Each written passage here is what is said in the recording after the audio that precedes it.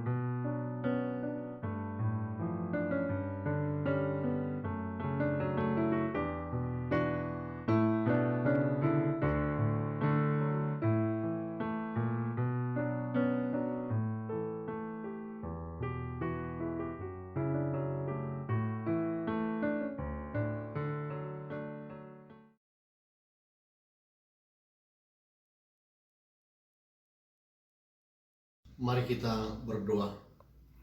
Damai sejahtera dari Allah Bapa dan dari anaknya Tuhan Yesus Kristus menyertai saudara-saudara sekalian. Amin. Shalom anak-anak Tuhan, remaja Naposobulung HKBP Maranatha Cilegon.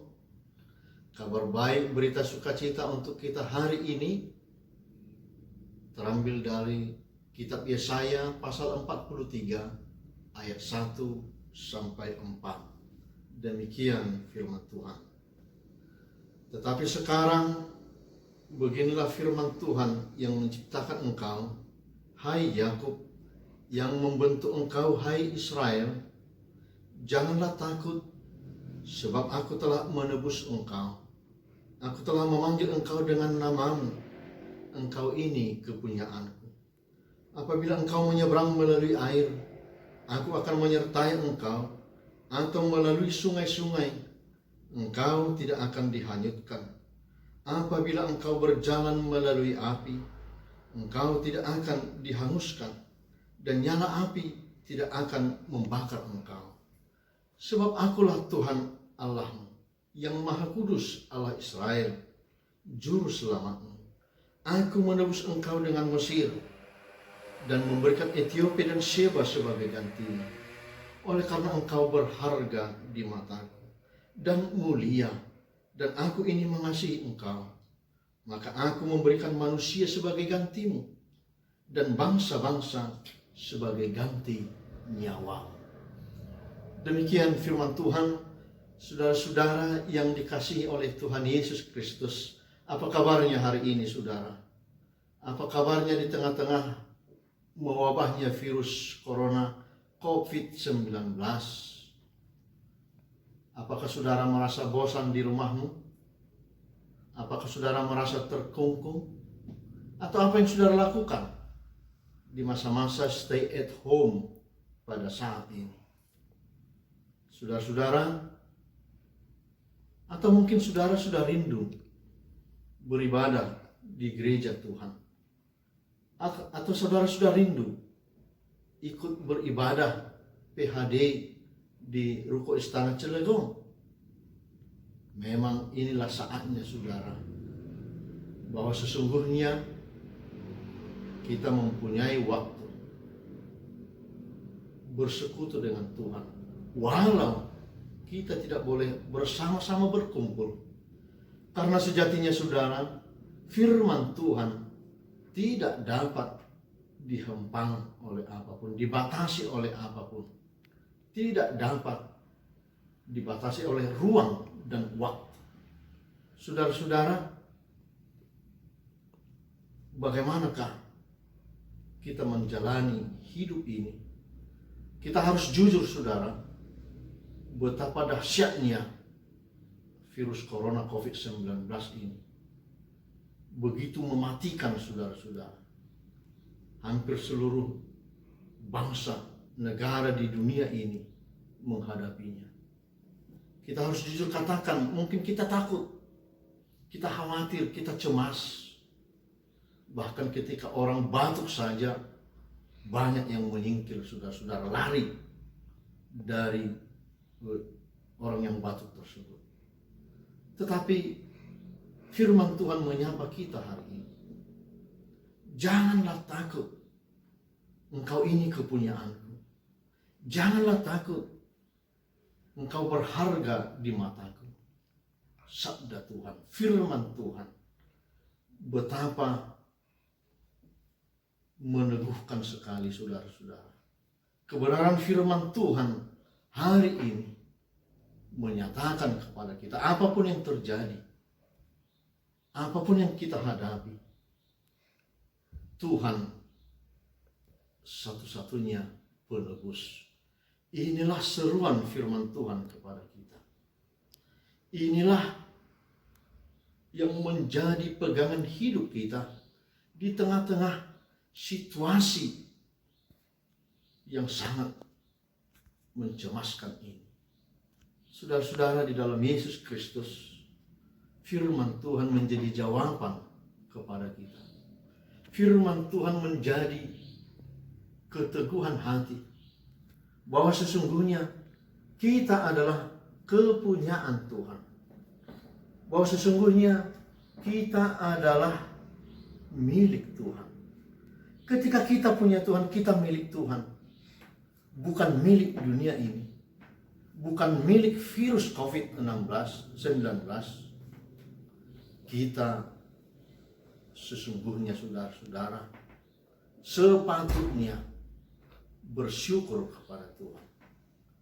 Sepatutnya, saudara-saudara, kita berlutut di hadapan Tuhan, bahwa kita mempunyai Sang Penolong yang agung. Kita mempunyai Sang Penebus hidup kita, yaitu Allah. Ada satu kisah, saudara. Seekor induk burung dengan 5 ekor anaknya. Begitu mereka tinggal di satu hutan pinus yang begitu indah sekali. Sang induk mencari makan ke sana dan kemari untuk merawat anaknya. Suatu ketika, saudara, hutan pinus di mana mereka tinggal terbakar. Orang-orang menyelamatkan diri. Dan begitu kebakaran terjadi, sang induk datang, terbang menerobos dahsyatnya kebakaran itu. Dan dengan bentangan sayapnya, dia melindungi anak-anaknya. Dan sampai ketika kebakaran itu padam, orang-orang berdatangan dan menemukan kicauan anak-anak burung di tengah-tengah situasi kebakaran itu. Dan mereka melihat anak-anak burung itu berada di bawah dekapan sang induk yang sudah terbakar hangus. Saudara-saudara, itu adalah gambaran betapa Tuhan jauh melakukan lebih dari apa yang dilakukan oleh seekor induk burung tersebut. Di dalam Yesus Kristus yang telah menyerahkan nyawanya oleh darah anak domba Allah yang telah diserahkan menebus kita. Itu menjadi jawaban di tengah-tengah keraguan-raguan kita. Itu menjadi sebuah keteguhan hati di tengah-tengah persoalan yang kita hadapi saat ini. Engkau berharga di mataku, kata firman Tuhan. Dan itulah juga yang kita rasakan, betapa berharganya kita di hadapan Tuhan. Betapa kita sangat-sangat berharga bahwa Dialah sang pemilik hidup kita. Karenanya saudara-saudara, kita sepatutnya bersyukur. Kita sepatutnya selalu bersyukur, saudara-saudara, bahwa kita memiliki Tuhan yang begitu baik. Di dalam syukur kita akan menemukan satu kekuatan yang baru. Di tengah-tengah kebimbangan hidup, ketika kita boleh bersyukur kepada Tuhan, kita mempunyai jawaban bahwa seberat apapun persoalan yang kita hadapi, kita akan mendapatkan keteduhan, ketenangan jiwa di dalam Tuhan. Dan karenanya saudara-saudara, dengan bersyukur kita tidak mempunyai waktu untuk bersungut-sungut. Dengan bersyukur kita akan mengisi hidup kita ini dengan hal-hal yang positif. Karenanya saudara-saudara, mari mendekat kepada Tuhan. Ketika kita diingatkan untuk stay at home, kita mempunyai waktu yang lebih banyak bersekutu dengan firman Tuhan. Dan ketika kita boleh bersama-sama dengan seisi keluarga kita, seisi rumah kita, kita boleh mempunyai waktu bersekutu dengan firman Tuhan. Karenanya saudara-saudara, ketika pun kita harus bekerja di luar rumah, kiranya kita tetap waspada bahwa sesungguhnya Tuhan memberikan kita kesempatan untuk melakukannya walau kita menghadapi banyak sekali tantangan hidup.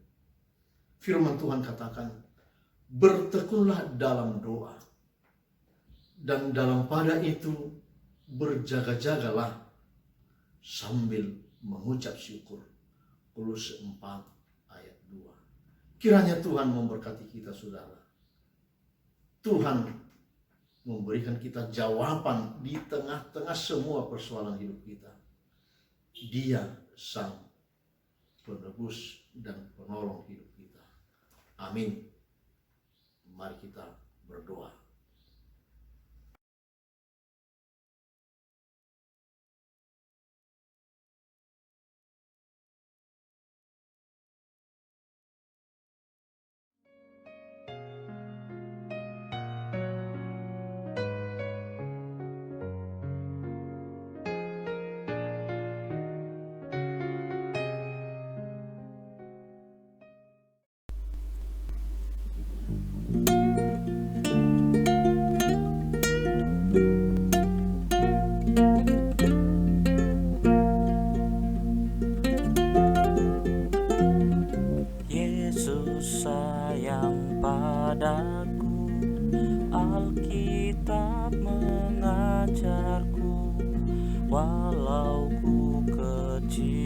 lemah, aku ini miliknya.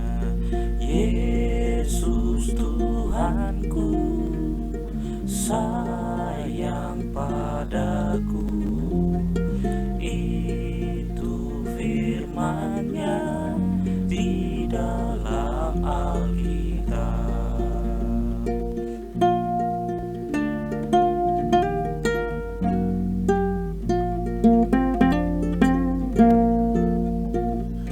Yesus sayang padaku, Ia mati bagiku, dosaku dihapusnya, sorga pun